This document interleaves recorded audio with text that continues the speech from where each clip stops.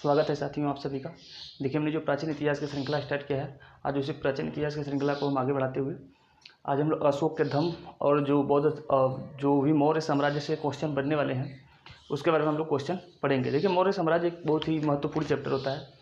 मैंने सोचा था कि 3 वीडियो में ख़त्म हो जाएगा, लेकिन मुझे लगता है कि 3 वीडियो में नहीं ख़त्म होगा। अभी इसके लिए 2 वीडियो और लगेंगे, क्योंकि एक बार अगर मौर्य साम्राज्य अगर ठीक से पढ़ लिया तो इसके बाद सब छोटे छोटे चैप्टर बचते हैं। फिर उसके बाद गुप्त काल को थोड़ा सा डिटेल में पढ़ना पड़ता है, तो ज़्यादा पढ़ना नहीं पड़ेगा फिर। लेकिन एक बार मौर्य साम्राज्य समाप्त हो जाने दीजिए, तो उसके बाद फिर किसी भी चीज़ को समझाना आसान हो जाएगा और समझना भी आसान हो जाएगा।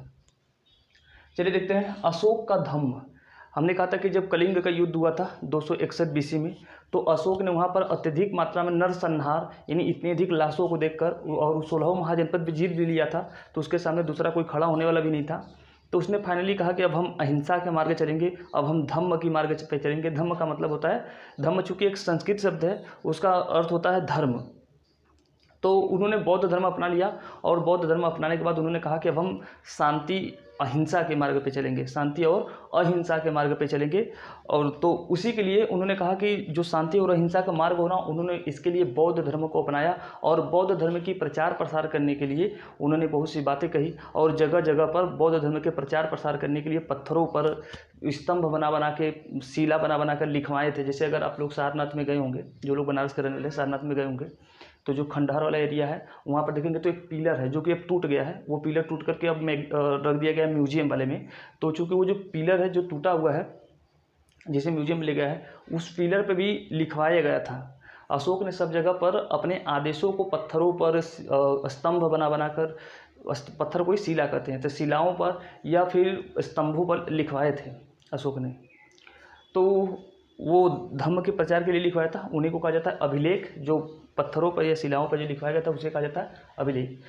देखिए अशोक के जो धम्म के प्रचार का जो मुख्य कारण था, तो धम्म संस्कृत शब्द से है जिसका अर्थ धर्म होता है। धम्म शब्द किससे लिया गया है? संस्कृत शब्द से। इसका अर्थ क्या होता है? तो धर्म होता है। धम्म की परिभाषा जो है ये कहाँ से ली है अशोक ने कहाँ से ये धम्म की परिभाषा लिया है? तो बौद्ध धर्म से संबंधित एक पुस्तक है जिसका नाम है राहुलोवाद सूत्र। इस पुस्तक का नाम है, राहुल जानते हैं किसका नाम था? जो महात्मा बुद्ध के पुत्र थे। तो उन्होंने जो बातचीत किया है राहुलोवाद सूत्र, एक पुस्तक लिखी गई है बुद्ध के उपदेशों को, उस पुस्तक का नाम है राहुलोवाद सूत्र। इस पुस्तक से उन्होंने क्या किया है? धम्म शब्द की परिभाषा ली गई है। इनके धम्म के अनुसार, यानी अशोक के धम्म के यानी धर्म के अनुसार कर्मकांड एवं देवता की आवश्यकता नहीं है। इन्होंने ऐसे कहा, ऐसे क्यों कहा? क्योंकि जब ये शैव धर्म को मानते थे या जब ये ब्राह्मण धर्म को मानते थे, तो उसमें बहुत अधिक कर्मकांड होता था। कर्मकांड का मतलब जानते हैं कि वर्ण व्यवस्था, अगर ब्राह्मण धर्म मानते हैं तो उस वक्त वर्ण व्यवस्था अपने चरम स्तर पर चलता था कि ब्राह्मण क्षत्रिय वैश्य जो होते थे ये शूद्रों से क्या करते थे? नफरत करते थे, उनको अछूत मानते थे। और उसके बाद अलग अलग देवी देवताओं के नाम पर यज्ञ कराए जाते थे। यज्ञ कराते वक्त जानते हैं कि उसमें जैसे अश्वमेध यज्ञ कराया जा रहा है तो घोड़े की बलि दी जा रही है, या अलग अलग यज्ञ कराए जाते थे तो अलग अलग प्रकार की बलि चढ़ाई जाती थी, यानी जानवरों पर अत्यधिक हिंसा की जाती थी। तो उन्होंने कहा कि अब और उन्होंने देखा कि अगर हिंसा हो रही है तो इसका मतलब है, और जो छुआछूत है, जो भेदभाव हो रहा है, ये तो बहुत गलत है। इसका मतलब हिंदू धर्म में, ब्राह्मण धर्म में तो कोई बातें सही लगी ही नहीं इन्हें। तो इन्होंने कहा कि बुद्ध के धर्म को इन्होंने क्या किया? अपनाया। और उन्होंने कहा बौद्ध धर्म है, क्योंकि बुद्ध का उपदेश क्या था कि ईश्वर नहीं होते हैं। उन्होंने ईश्वर और आत्मा दोनों को क्या किया था? अस्वीकार किया था। और कर्मकांडों की भी क्या की थी? कर्मकांडों का भी उन्होंने विरोध किया था। तो इन्होंने भी जस्ट वही किया कि इन्होंने अपने धर्म के अनुसार बताया कि हमारे धर्म में, यानी जो हमारा अशोक का जो धम्म है, इसके लिए उन्होंने कहा कि कर्मकांड और किसी देवता की पूजा पाठ करने की आवश्यकता नहीं है। और उस वक्त जब अशोक थे तो उनके समय भी भारत में कई धर्म चल रहे थे। जैसे एक चल रहा था जैन धर्म चल रहा था, कहीं बौद्ध धर्म था और ब्राह्मण धर्म था, फिर वही में एक चारवाक था, फिर वही में एक और संप्रदाय चलता था जिसको इनके पिता बिंदुसार ने अपनाया था। तो ये सब संप्रदाय आपस में क्या होते थे? बराबर लड़ते रहते थे। तो अशोक ने अपने पूरे साम्राज्य में कहा कि एक ऐसा धम्म या एक ऐसा धर्म अपना लेते हैं जिसमें न कोई भेदभाव होगा, न कोई छोट होगा, न कोई बड़ा होगा, न कोई ऊंच होगा, न कोई नीच होगी, न जाति हिंसा होगी, न धर्म हिंसा होगी, और ना ही पशुओं की क्या की जाएगी? पशुओं पर हिंसा की जाएगी। इन्होंने कहा था कि पूरी प्रजा मेरी संतान है। अशोक ने अपने अभिलेखों में लिखवाया है कि पूरी प्रजा मेरी संतान है। मेरे संतान होने का मतलब है कि मेरे संतानों में कोई ना तो छोटा है, न कोई बड़ा है, न कोई ऊंच है, न कोई नीच है, किसी प्रकार का भेदभाव नहीं है। और इन्होंने अपने जो कुछ तो छोटे छोटे अभिलेख लिखवाए हैं, शिलालेख लिखवाए हैं, लेकिन 14 उनमें से बड़े बड़े शिलालेख थे। तो बड़े बड़े शिलालेखों में भी इनका उल्लेख किया गया है बहुत सी जगहों पर। तो अशोक इसलिए बहुत महान फिर बने जो धम्म विजय बने, धम्म विजय किया। तो देखिए अशोक के जो धम्म था, ये अशोक का जो धर्म था ये किस पर आधारित था? उस वक्त समकालीन समस्या, यानी अशोक के समय में, समकालीन का मतलब होता है अशोक के समय में, अशोक के काल में जो परिस्थितियां थी, जो समस्याएं थी, उन समस्याओं पर आधारित इनके क्या थे? इनका धम्म था। इनके धर्म में क्या किया गया था? उस वक्त की जो परिस्थितियां हैं, उन परिस्थितियों को किस प्रकार से दूर किया जाए, उन परिस्थितियों को दूर करने पर आधारित इनका धर्म था, यानी इनका धर्म था। अशोक का धर्म उस वक्त के परिस्थितियों पर आधारित, समस्याओं से निवारण पर आधारित इनका धर्म था। तो इन समस्याओं के निवारण के लिए धम्म, और इनके जो समस्याएं उस वक्त के समकाल में थे, उस वक्त की समकाल में जो समस्याएं थे, उनके निवारण के लिए इन्होंने क्या किया था? धम्म महामात्य नियुक्त किया था। मतलब क्या हुआ कि उस वक्त की जो समस्या है, उन समस्याओं को दूर करने के लिए किस प्रकार से दूर किया जाएगा? अशोक जगह जगह पे क्या करेगा? अपने धम्म को, यानी पत्थरों पर, शिलाओं पर लिखवाएगा, सड़क के किनारे किनारे, और उनका क्या करेगा? प्रचार करेगा। जो लोग अशोक की बातों का, या जो इनकी शिलाओं का या इनके धम्म का पालन जो नहीं करेगा, उनकी देख रेख कौन करेंगे? ये धम्म महामात्र। ये धम्म महामात्र क्या करेंगे? उनका देख रेख करेंगे। और जो नहीं मानेगा धम्म महामात्र के माध्यम से, वो खबर कहाँ जाएगी? अशोक के पास, और अशोक उन्हें क्या करेगा? सजा देगी। और अर्थात अशोक के समय में अगर किसी ने पशु बलि दिया, किसी ने वृद्धों की सेवा नहीं की, वृद्धों का बहिष्कार किया, या किसी ने किसी का अपमान किया, तो जिन्होंने मतलब धर्म का प्रचार, धम्म का पालन नहीं किया, उनका पता कौन लगाएंगे? ये धम्म महामात्र, और उनको फिर क्या की जाएगी? सजा दी जाएगी। तो ये याद रखना है कि इन समस्याओं के निवारण के लिए धम्म महामात्र की नियुक्ति की गई थी, जो कि क्या करेंगे? अशोक के जो धम्म थे उनके प्रचार प्रसार के लिए। फिर अशोक ने अपने संदेशों को स्तंभों एवं शिलाओं में लिखवाया। तो जो मैंने कहा, अशोक का जो धर्म है, इस धर्म को आम जनता तक पहुंचाने के लिए क्या किया? उसे कई जगह स्तंभों और शिलाओं में इसका लिखवाया था। धम्म के प्रचार के लिए उन्होंने क्या किया था? रज्जुक को नियुक्त किया था, क्योंकि अशोक के समय में अशोक जानता था कि हमारी जनता जो है वो पढ़ी लिखी तो है नहीं, सब लोग पढ़े लिखे तो है नहीं। तो उन्होंने क्या किया कि एक रज्जुक नामक एक अधिकारी की नियुक्ति की। और रज्जुक का कार्य क्या था कि गाँव गाँव में, या जहाँ जहाँ पे शिलाएँ जो लिखे गए हैं, इन शिलाओं को जाकर के क्या करेगा? पढ़ के पढ़ाई मतलब सुनाएगा वहाँ के गांव को रहने वाले लोगों को, निवासियों को, रहने वाले लोगों को, और उनको समझाएगा उनकी भाषा में कि देखिए अशोक का धम्म क्या कहता है, और इस धम्म का आपको पालन करना है। क्योंकि अगर अशोक ने सिर पे लिखवा दिया और गांव के लोग पढ़े लिखे ही नहीं हैं, तो अशोक के धर्म को समझेंगे कैसे, या अशोक के धर्म को समझेंगे कैसे? इसलिए उन्होंने समझाने के लिए जिस अधिकारी की नियुक्ति किया था, उस अधिकारी का नाम था रज्जुक। तो मैंने लिखा है धम्म की प्रचार के लिए रज्जुक को नियुक्त किया गया था, ठीक है। और उनकी देखभाल करने के लिए किसे? धम्म महामात्र को नियुक्त किया गया था। अब हम लोग आते हैं अशोक के अभिलेखों पर। क्वेश्चन सबसे अधिक इसी से बना है। इस बार आईएएस में भी इसी से क्वेश्चन बना था। इससे हर साल क्वेश्चन बनते हैं, कोई भी एग्जाम आप देंगे, मान के चलिए कि अशोक के अभिलेखों से क्वेश्चन अधिकतर बनने के चांसेस होते हैं, और बनता भी है। तो सबसे पहले है कि अशोक के अभिलेखों को सबसे पहले किसने पता लगाया था? तो अशोक के अभिलेखों को सबसे कई बार ये क्वेश्चन पूछा हुआ है, बहुत इंपॉर्टेंट है, इसको इंपॉर्टेंट में लिख लीजिएगा कि अशोक के अभिलेख का सबसे पहले किसने पता लगाया था? तो 1750 में ट्रीपेनथेलर साहब ने पता लगाया था। ट्रीपेनथेलर साहब ने अशोक के अभिलेखों का पता लगाया था, और ये कहाँ पर खोजा गया था? टोपरा, जो आज का हरियाणा में पड़ता है, टोपरा और मेरठ में पता लगाया था। तो वहाँ से सर्वप्रथम अभिलेखों का उसने क्या किया था? ट्रीपेनथेलर ने अशोक के अभिलेखों का पता लगाया था।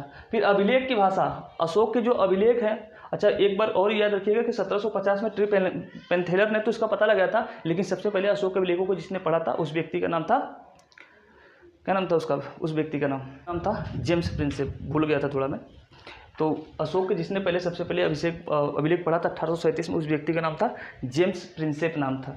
फिर अभिलेख की भाषा, अभिलेख की जो भाषा थी, अशोक के अभिलेख की जो भाषा थी, भाषा कई बार पूछा है कि कौन कौन सी भाषा में अशोक के अभिलेख लिखे गए हैं। तो प्राकृत भाषा में हमने बताया, प्राकृत भाषा क्या है, तो उस वक्त अशोक के समय में जो स्थानीय स्तर पर, जैसे बिहार के अंदर आप जाएंगे तो कई स्थानों पर अलग अलग भाषाएं बोली जाती है।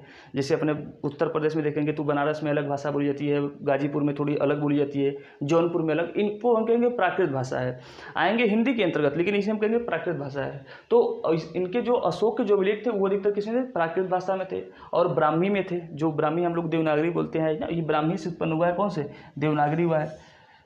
और फिर खरोष्टी, ये खरोष्टी कौन है, हमने बताया था कि जो हखमनी वंश थे ईरान के लोगों ने जब भारत पर आक्रमण किए थे सिकंदर से पहले जब उन्होंने आक्रमण किया था भारत पर, तो भारत कुछ साम्राज्य को जीता था पाकिस्तान वाले एरिया में। तो उस वक्त अफगानिस्तान में जो लिपि चलती थी वो तो खरोष्टी लिपि, तो वही खरोष्टी लिपि भारत में भी आई थी। तो ये खरोष्टी लिपि थी। और अरेमाइका जो लिपि है ये अरब की लिपि है। तो जब ये आए थे फारस के लोग या ईरान के जो लोग भारत पर आक्रमण किए थे हखमनी वंश के लोगों ने, तो खरोष्टी लिपि तो आई थी, उन्हीं के साथ साथ कौन सी लिपि आई थी, अरमाइका लिपि आई थी। अरेमाइका नहीं बल्कि अरमाइका लिपि उनके साथ भी भारत आई थी। और यूनानी, सिकंदर के आने के साथ साथ तो भारत में यूनानी लिपि भी आ गई थी। तो इन लिपियों में भारत में अशोक के अभिलेख लिखे गए हैं। लेकिन सबसे अधिक पूछा जाए कि अशोक के जो सबसे अधिक अभिलेख किस भाषा में लिखे गए हैं, तो सबसे अधिक लिखे जो है वो प्राकृत और ब्राह्मी लिपि में। अधिकतर मोस्ट ऑफ द जो अभिलेख इसके हैं इंस्क्रिप्शंस है, इंस्क्रिप्शन मतलब अभिलेख है, वो प्राकृत में है या फिर ब्राह्मी में है। तो फिर एक बार क्वेश्चन पूछता है कि अफगानिस्तान में और यूनानी एवं अरेमाइका दोनों लिपि में, अफगानिस्तान में एक अभिलेख है जिसका नाम है सार-ए-कूना अभिलेख। ये आपको याद रखना है। अफगानिस्तान में एक अभिलेख है अशोक का जिसका नाम है सार-ए-कूना अभिलेख। वो अफगानिस्तान में पूछा गया है कई बार कि सार-ए-कूना अभिलेख कहाँ पर है, तो अफगानिस्तान में है। और वो किन किन भाषा में लिखी गई है, तो यूनानी और अरेमाइका दोनों लिपि में वहाँ पर प्रयोग की गई है। ये क्वेश्चन कई बार पूछा है कि अशोक का ऐसा कौन सा अभिलेख है जो यूनानी और अरेमाइका दोनों लिपियों में लिखा गया है, तो वो याद रहे कि सार-ए-कूना अभिलेख कहाँ पर है, अफगानिस्तान में। ये बहुत इंपॉर्टेंट क्वेश्चन है, इस पर क्वेश्चन बना है, कई बार बना है, पीसीएस में भी पूछा है कई बार।